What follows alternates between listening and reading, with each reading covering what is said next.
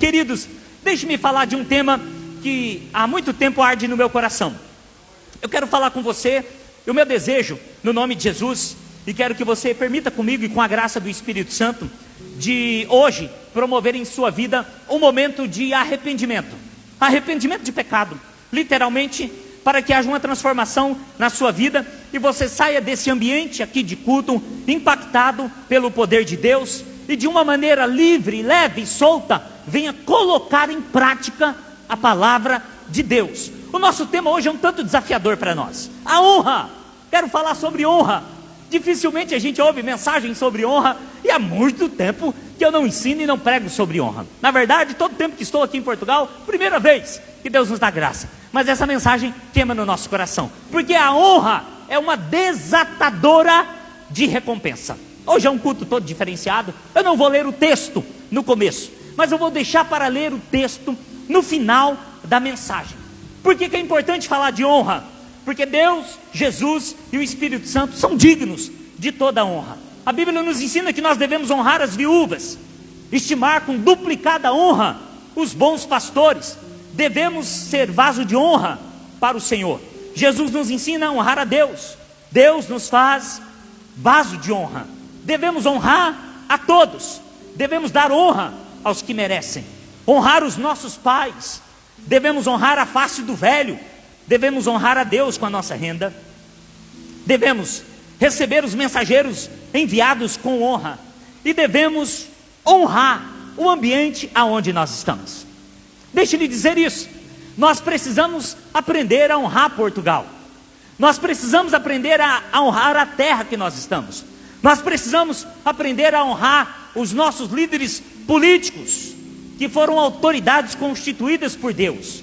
Quer seja líderes políticos profissionais, como o meu e o seu patrão, ou honrar a liderança eclesiástica. Deus nos trouxe para cá, para essa terra, para nos ensinar a honrar as pessoas.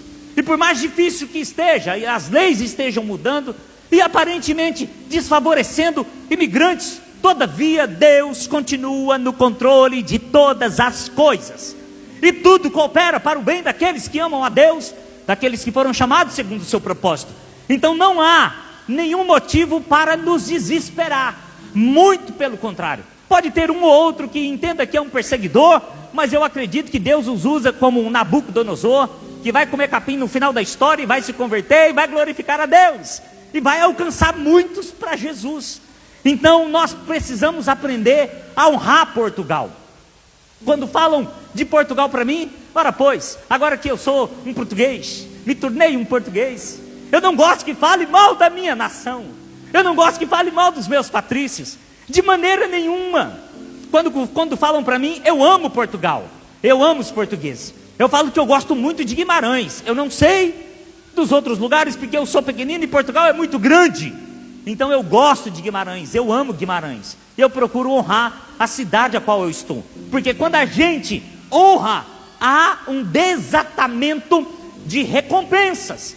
Então honre esse lugar. Eu no Brasil dificilmente ia ter o carro que eu tenho hoje. Dificilmente ia morar na casa que eu estou morando hoje. E são valores para mim tão simbólicos, diante da grandeza que é Deus. Mas Deus proporciona tudo isso. Então eu não gosto que falem mal. Não adianta você falar mal de um partido político, do nosso presidente do Brasil, do nosso presidente de Portugal. Você não vai mudar nada. Pelo contrário, você vai atrair problemas para você. Então aprenda a honrar tantos textos que a Bíblia diz, mas aprenda a honrar o seu patrão. Aprenda a honrar, ele não é um líder seu, aprenda a honrá-lo. Nenhum funcionário é digno o suficiente para bater boca e discutir com o patrão. É mais fácil você pedir a conta. Quebre o contrato, saia da empresa, saia de uma maneira honrosa, um código de conduta, numa sabedoria. Então você honrar, quando você honra alguém em um ambiente, aquele ambiente de honra torna para você. Quando você desonra e despreza, aquele ambiente também torna para você. Quando vão falar mal do meu patrão, eu não gosto. Eu falo, esse é o melhor patrão que eu já tive. E eu amo o meu patrão, eu gosto do meu patrão, ele é meu amigo. Você quer falar mal dele? Fale para ele, não diga para mim. Você está insatisfeito? Diga a ele. Mas aqui mesmo por trás dele, eu não gosto que fale mal dele. Tu quer falar? Tu tem todo o direito de falar, mas eu não sou obrigado a ouvir. Então eu gosto do meu patrão, eu amo o meu patrão, e eu procuro honrá-lo nas costas dele também, e diante dele, quando ele me dá o meu pãozinho, como ele diz, está aqui o envelope, está aqui o teu pãozinho, eu falo: Deus abençoe a sua empresa, Seu Xavier, que tudo vai bem, só faça bons negócios e que não tome prejuízo, em nome de Jesus, que o senhor cresça e se desenvolva. A gente gera um ambiente de honra. Quando nós falamos isso, existem cristãos que reconhecem e cristãos que honram, e eu quero fazer um paralelo com você, de boas pessoas e de pessoas excelentes. Os cristãos que reconhecem são aqueles que praticam reconhecimento. Desculpe, hoje eu gritei tanto, ainda mais que eu ganhei. Durante o tempo que eu fiquei com os índios, eu aprendi que os índios, eles não comemoram, eles provocam. E aí eu acho que eu estou um lado meio indígena. Quando eu ganho, eu não celebro, eu provoco. Então eu grito. Então por isso a garganta hoje está um pouquinho debilitada. Cristãos que são reconhecedores são as pessoas que saíram da zona de mediocridade e são reconhecedores das fontes em sua vida. São pessoas que expressam com facilidade o reconhecimento, o respeito, a consideração, a gratidão. São aqueles que reconhecem aquilo que alguém fez por ele e falam: olha, eu nunca vou esquecer daquilo que você fez por mim, muito obrigado, eu reconheço, eu sou um reconhecedor, eu sou grato porque você me ajudou, porque você fez isso, porque você fez aquilo. Eles reconhecem os favores feitos e às vezes até se esforçam para o amar. São cuidadosos e zelosos, contudo eles encontram uma grande dificuldade em levar os outros a reconhecer também. É o tipo de pessoa que fala assim: você não precisa me agradecer. E quando eu conheço a pessoa, eu já falo: eu tenho que te agradecer sim, porque se eu não te agradecer, você não gosta. Não, pastor, não tem que me agradecer. Tenho sim. Se eu não te agradeço, você não gosta. Então muito obrigado, aceita a minha gratidão por aquilo que você está fazendo. São pessoas que são reconhecedores, por causa desse reconhecimento e do fato de não conseguir levar outros a reconhecer, eles não conseguem ultrapassar os limites de uma pessoa ordinária. Pessoas reconhecedoras são pessoas comuns, são pessoas ordinárias, é uma pessoa habitual, é uma pessoa vulgar, que não ultrapassa o nível comum, é uma pessoa de qualidade média, ela não faz tanta diferença, mas ele é um reconhecedor. E existem os cristãos que são os honradores, são aqueles que reconhecem, mas saem do nível de reconhecimento e entram no nível de honra, saem dessa zona de reconhecimento e sabem promover a honra, ultrapassam a linha do ordinário. E porque ultrapassa a linha do ordinário, entra no extraordinário, ultrapassa a linha do natural. Os que honram entram na linha do sobrenatural.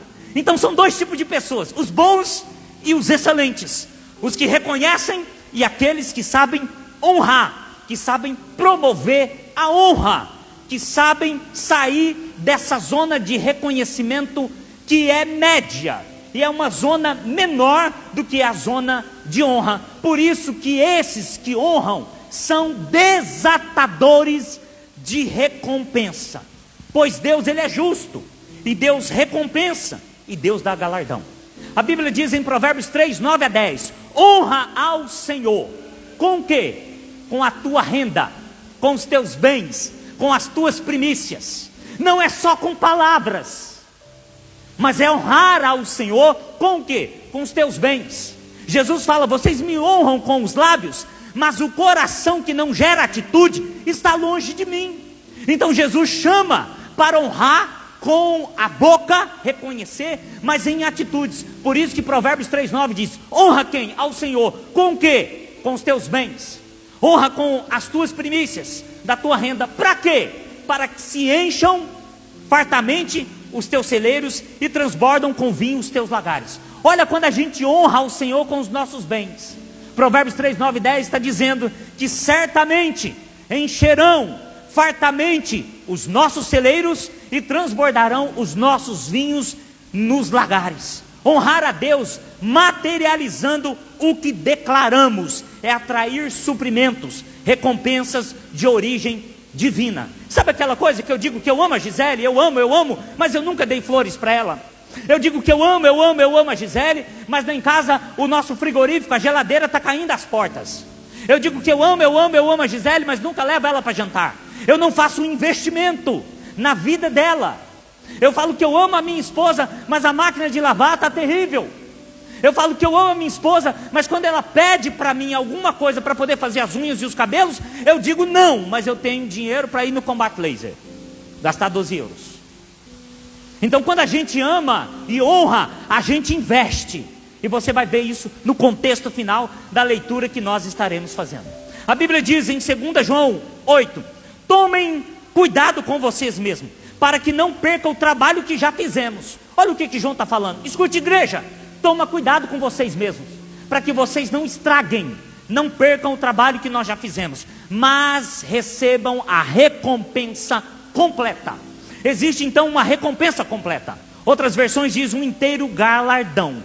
Para recebermos a recompensa completa, não só depende de Deus, depende da nossa posição de tomada diante do trono de Deus. Ou então eu só vou receber pão e não vinho.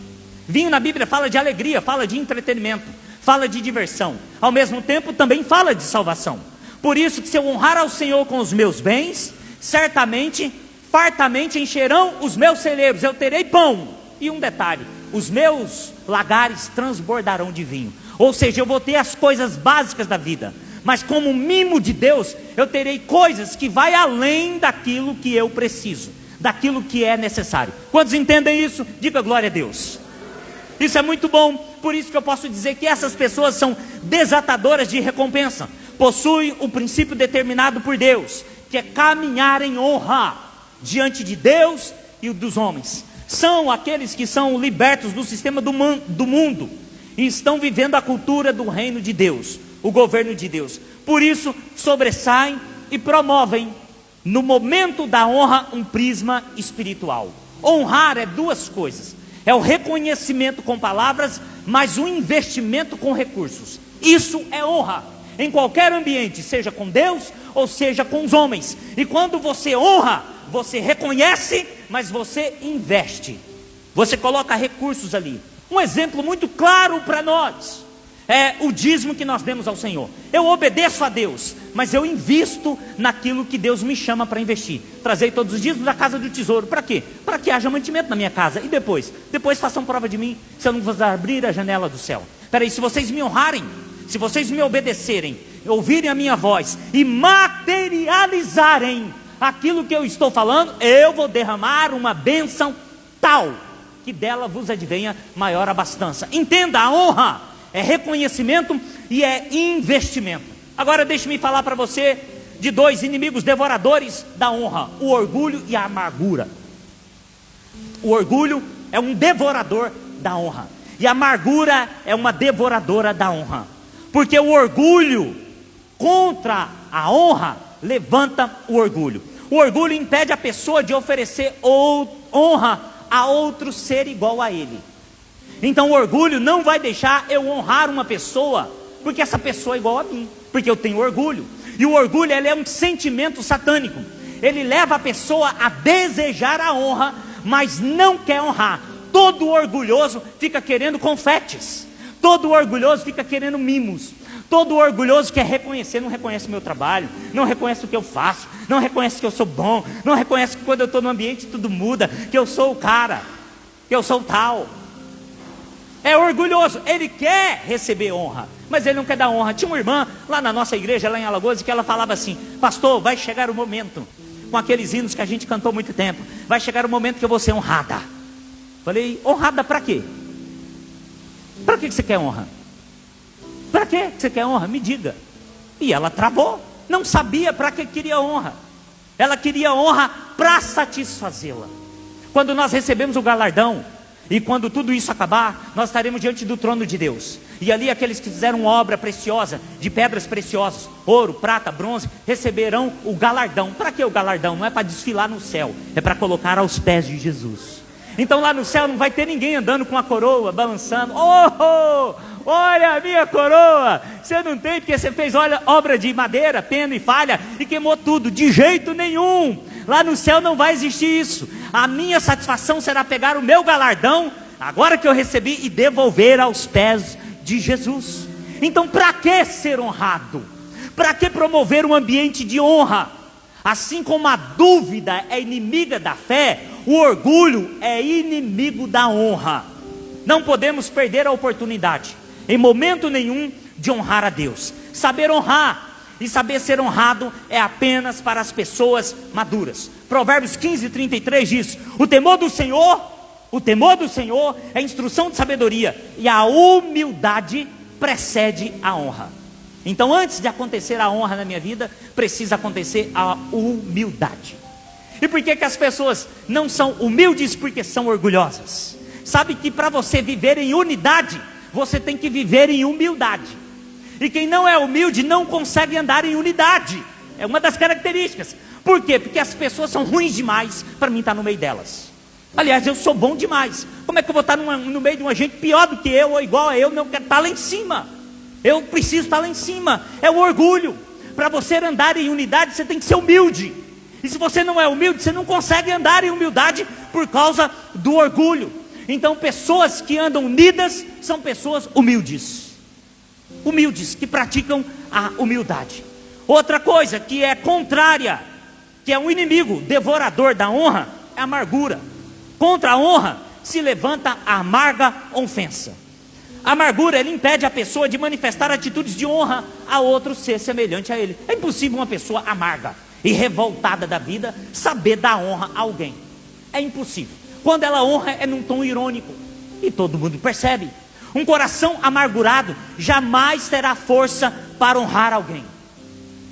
Mas o coração livre de amargura, ele tem um banquete diário. É isso que diz o contexto. Eu falei de Provérbios 15:33. A humildade precede a honra. Isso que eu citei é Provérbios 15:13 e 15.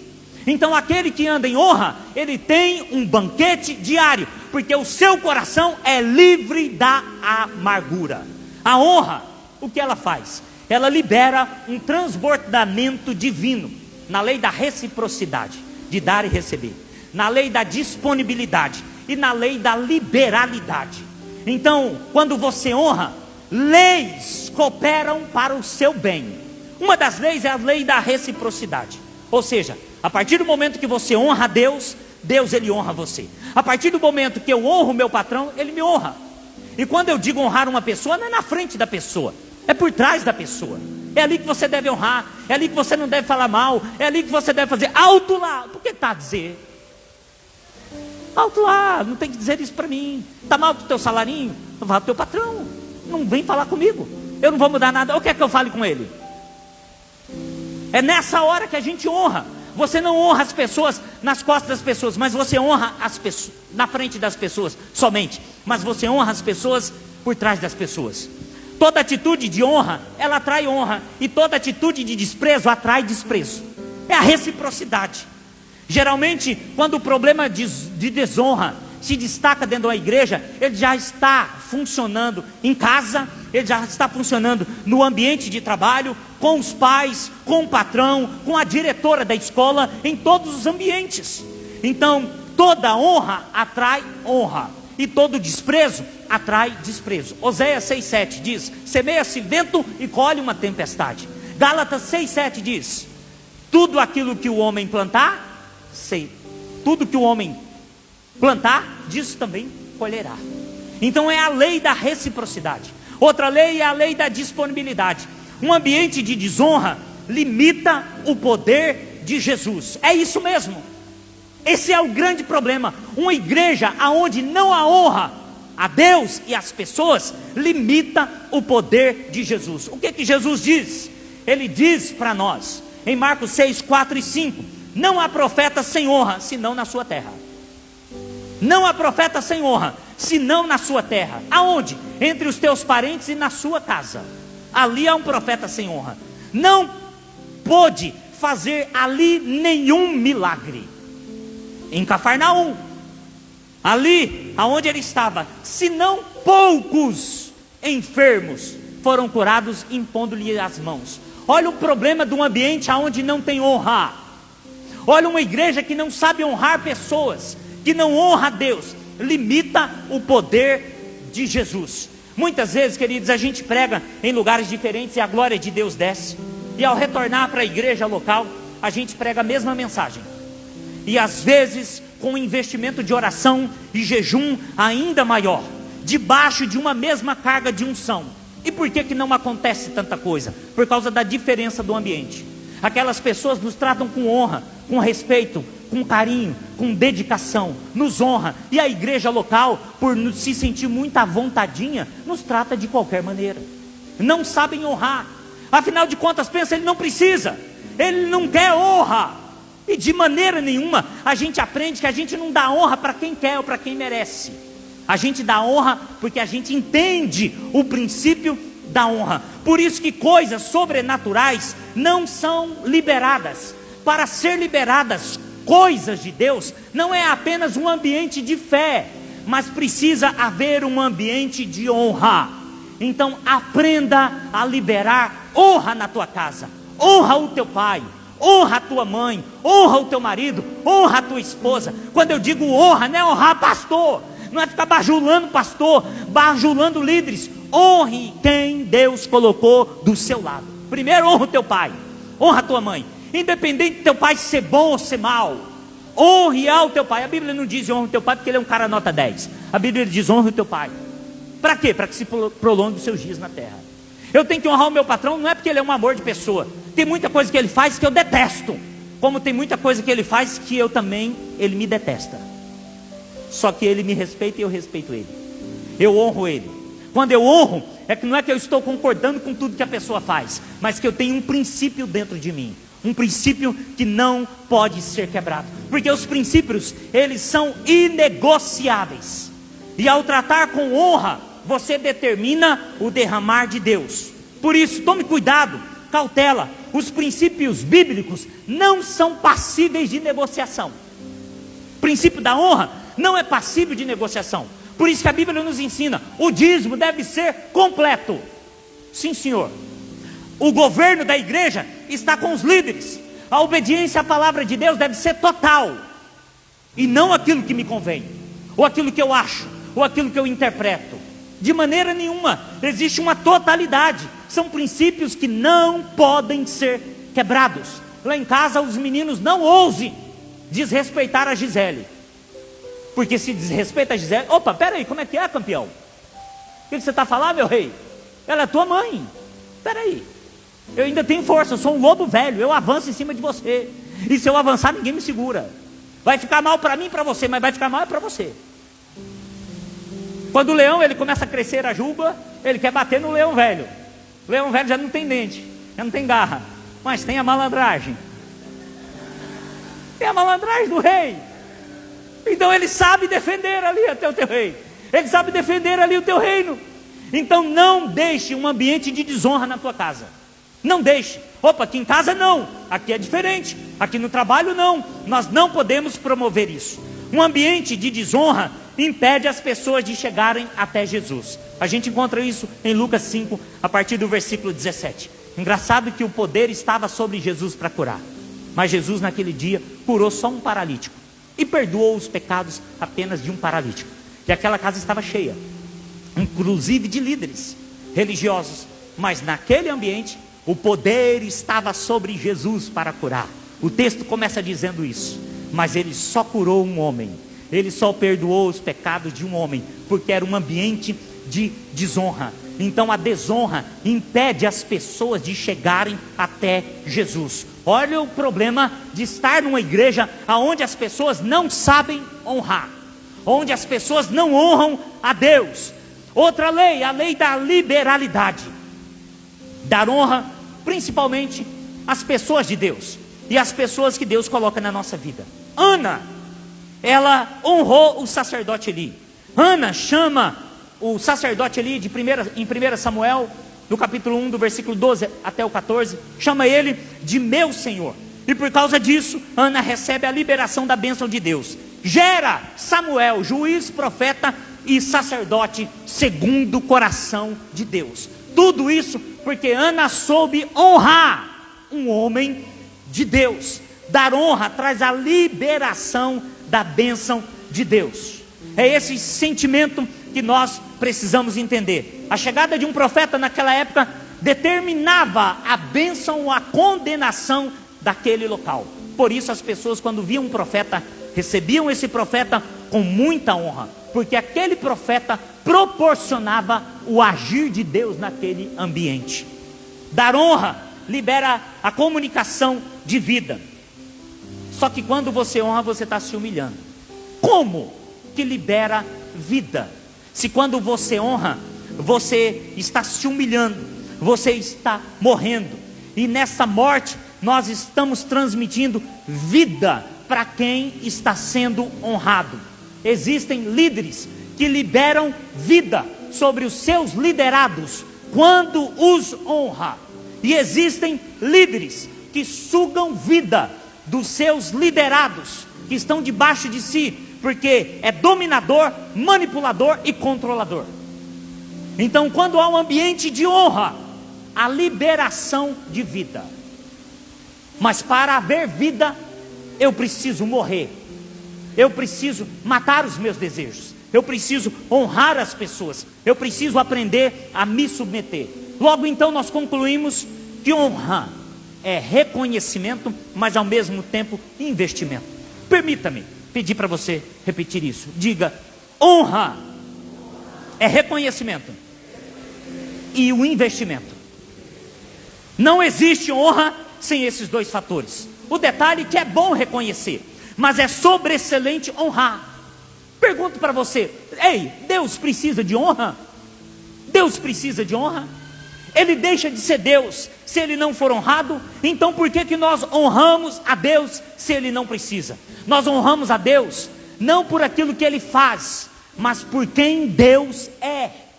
Então quando eu honro alguém, não é por aquilo que ele faz, fez ou fará por mim, mas eu honro a pessoa por quem a pessoa é. A honra, ela move coisas sobrenaturais. E agora, para a gente poder concluir, eu queria ler um texto longo com você.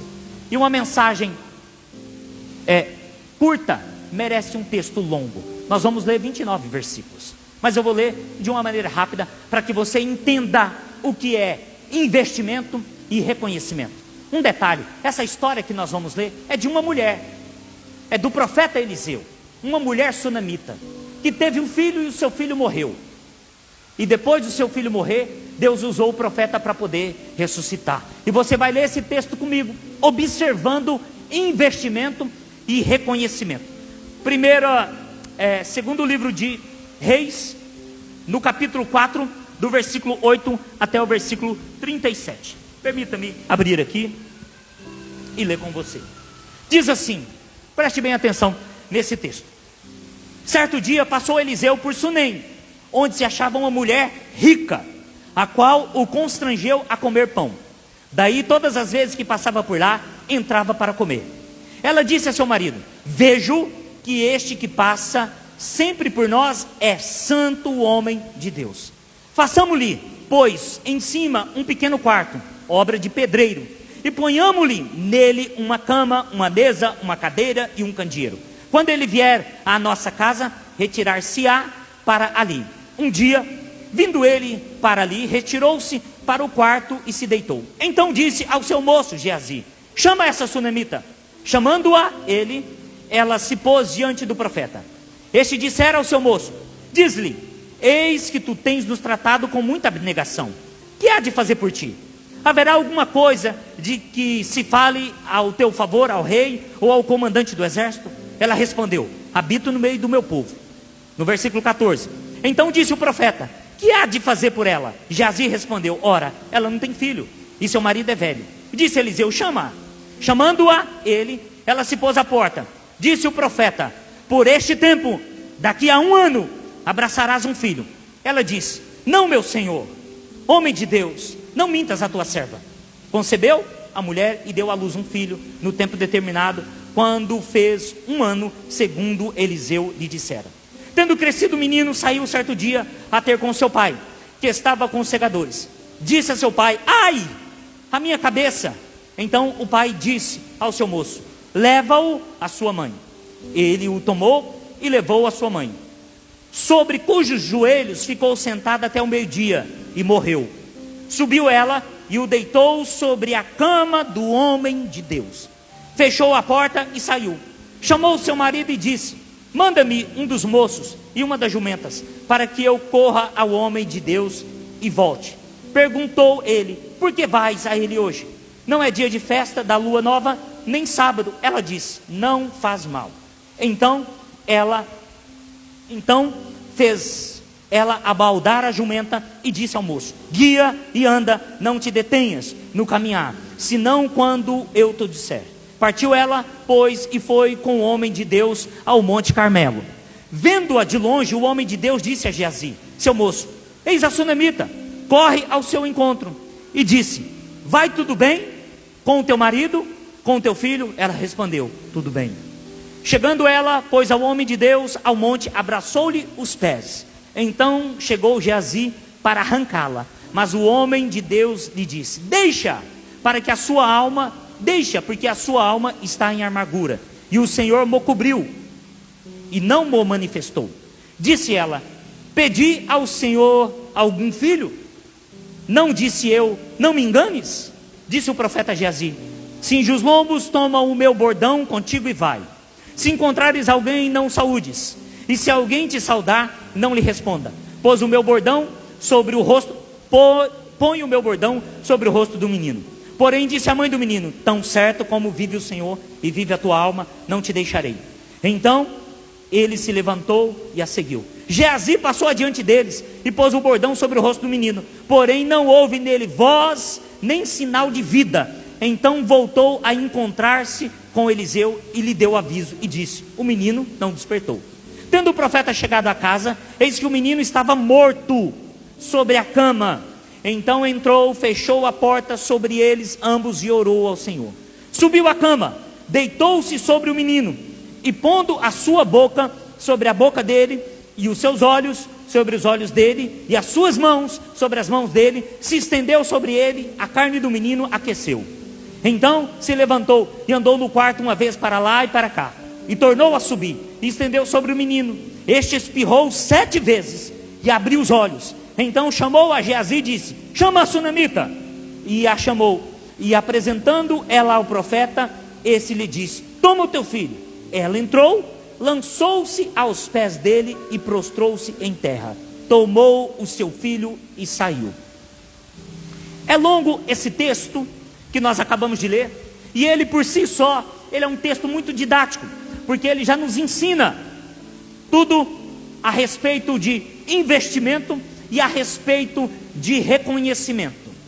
É interessante que essa mulher, ela move de maneira sobrenatural e ela desata recompensa sobre a vida dela. Essa mulher sunamita, como diz a Bíblia, de Sunem, ela honrou o profeta, ela supriu uma necessidade, ela reconheceu esse profeta. Ele passava por ali, um dia ela pegou e chamou ele para tomar um café. E depois ela virou para o seu marido e disse assim: olha marido, esse homem é um santo homem de Deus, vamos investir na vida dele, agora que nós o reconhecemos, vamos investir na vida dele, vamos fazer um quarto para ele aqui em cima, vamos colocar ali uma mesa, uma cadeira, um candeeiro, uma cama, para quando ele passar por aqui, ele descansar. Essa mulher poderia ter dito assim: marido, vamos investir dinheiro, nós já somos ricos, e nós temos mentalidade de gente rica, vamos construir um quarto, e nós vamos arrendar esse quarto para o profeta, com um bom desconto, bem baratinho, simbólico, só para pagar o querosene do candeeiro, e para poder manter as coisas ali. Ou então, ela poderia dizer: vamos fazer um quarto, e quando o profeta não vir aqui, a gente aluga esse quarto e a gente ganha dinheiro. Ela não fez isso, ela falou: eu vou fazer um quarto exclusivo para esse santo homem de Deus. Ela viu essa necessidade, ela fez esse investimento, ela honrou a autoridade espiritual e se comprometeu na visão dada por Deus. A mentalidade de quem honra é diferente da mentalidade de quem não vive nesse prisma espiritual. Essa mulher sunamita, ela criou um ambiente de honra profético sobre a sua vida. Muitos até viam aquele profeta, mas apenas essa mulher resolveu honrar esse profeta. Na intenção de honrar o homem de Deus, ela estava construindo um ambiente profético na sua casa. O profeta não só iria passar por sua vida, mas iria ali estabelecer um ambiente profético. Então ele chama essa mulher, e ela diz: agora que você me honrou, o que é que você precisa? Precisa de algum favor do rei ou do comandante do exército? Ela diz: eu não preciso de nada, sou uma mulher honrada e eu habito no meio do meu povo. E Geazi pega e fala: olha, ela tem um marido que é velho e ela não tem filhos. Então o profeta Eliseu pega e fala: ó, no decorrer de tanto tempo, daqui a 1 ano, você terá um filho abraçado nos seus braços. Ela pega e diz: olha, não brinque comigo, não me engane. O profeta concebeu o filho, só que um dia esse filho sentiu uma forte dor de cabeça, gritou para o seu pai, que estava ali colhendo e trabalhando ali como agricultor. E aí pegou e falou para um de seus empregados: leva o menino para casa.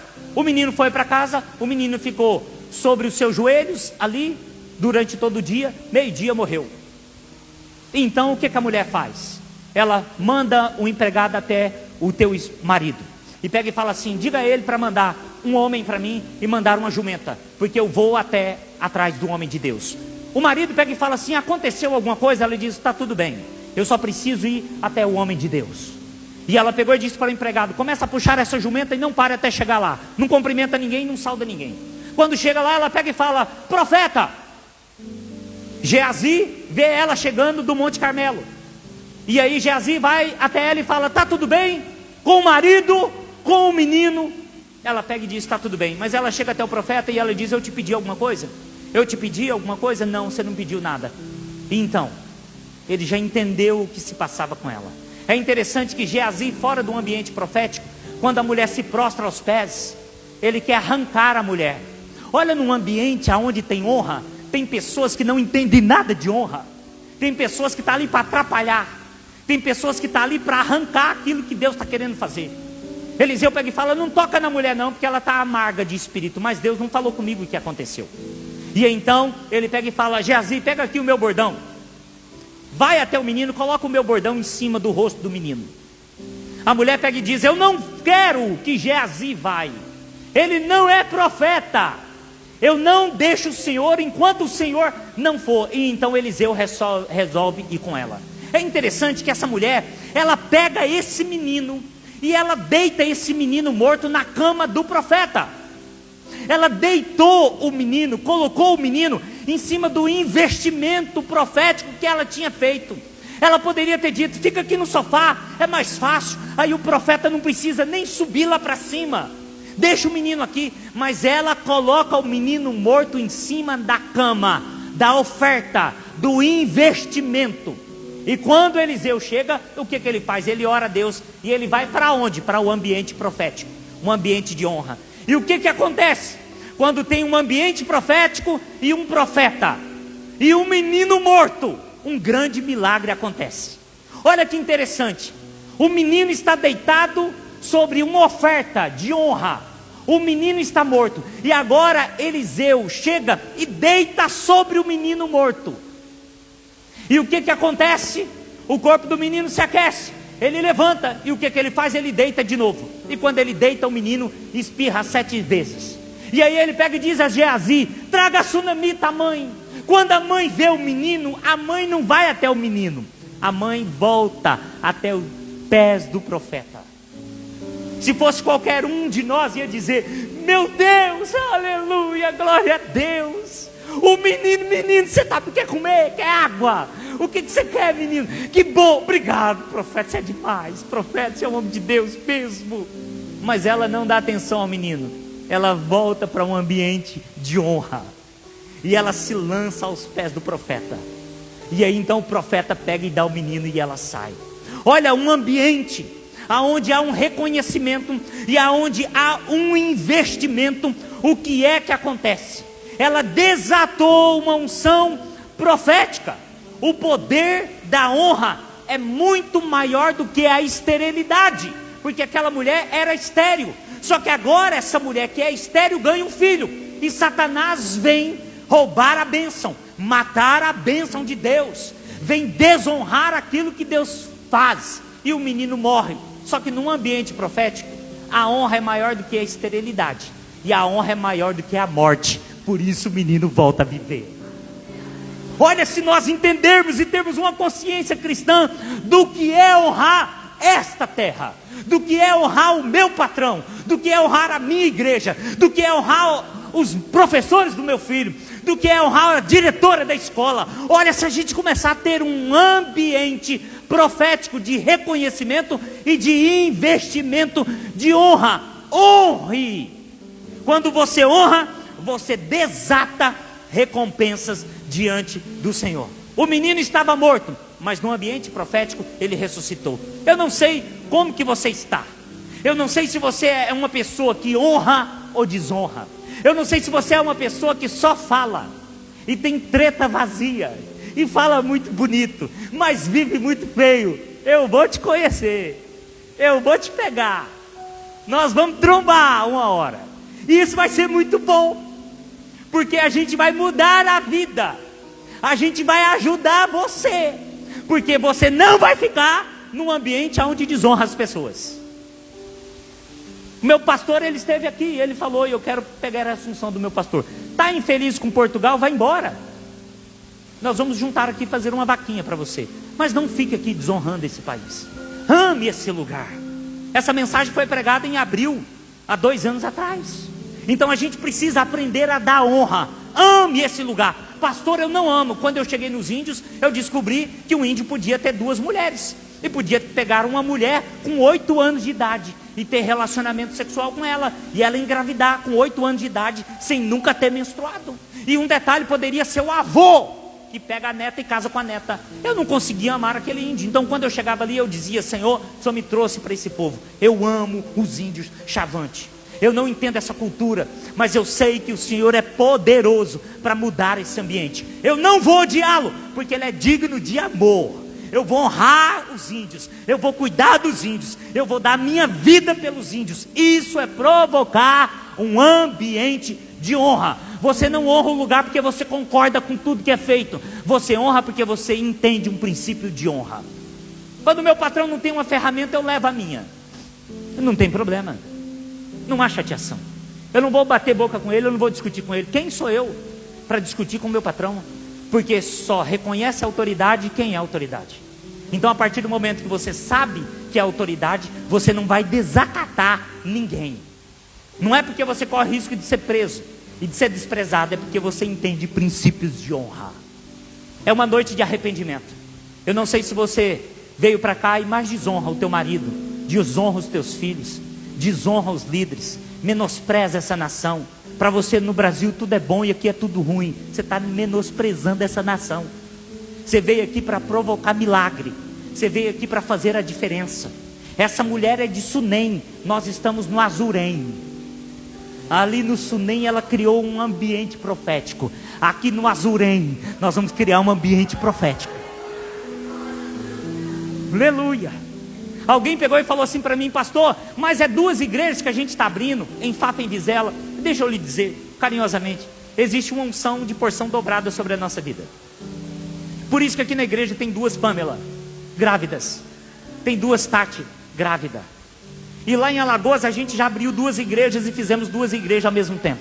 Essa unção está sobre a vida do pastor Flávio também. E a gente acha muito engraçado. Quando nós ganhamos uma moto, nós ganhamos 2. Era para ser uma só, nós rachamos no meio e multiplicamos. Eu ganhei uma moto Bro Zero. Eu falei, não vai ficar só para mim. Pastor, vamos, pastor Flávio, vamos lá. Vamos transformar 1 em 2. Eu saí com uma brozinha pretinha e ele saiu com uma brozinha vermelhinha. Pagamos as prestações, mas nós multiplicamos. Existe uma unção. Então quando eu falo de Sunem, eu não estou brincando. Um ambiente profético foi criado em Sunem, e um ambiente profético vai ser criado em Azurém. É aqui que haverá honra. As pessoas não vão entender, mas haverá desatamento de recompensa nesse lugar. Quantos acreditam? Para isso acontecer, arrepende. A tua língua grande coloca dentro da boca. Usa a língua grande para poder orar. Não menospreza, amarra. Guarda a língua, não fala. Certa vez eu fui orar junto com um pastor por uma irmã que era muito complicada. E ele falou: Senhor, coloca um anjo segurando a língua desta irmã. Eu quase que eu ri da oração. Ele disse: Senhor, um não, coloque 2. Falei: aleluia.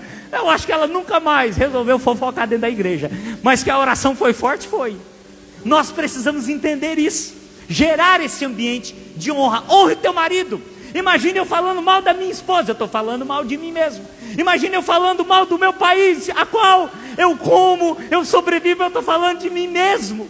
Imagine eu amaldiçoando os políticos, eu estou amaldiçoando aquilo que eu fui chamado para abençoar. Que infantilidade e inocência. Que hoje o Senhor traga sobre você maturidade espiritual. Deixa eu orar por você, em nome de Jesus. Pode colocar de pé. Glória a Deus.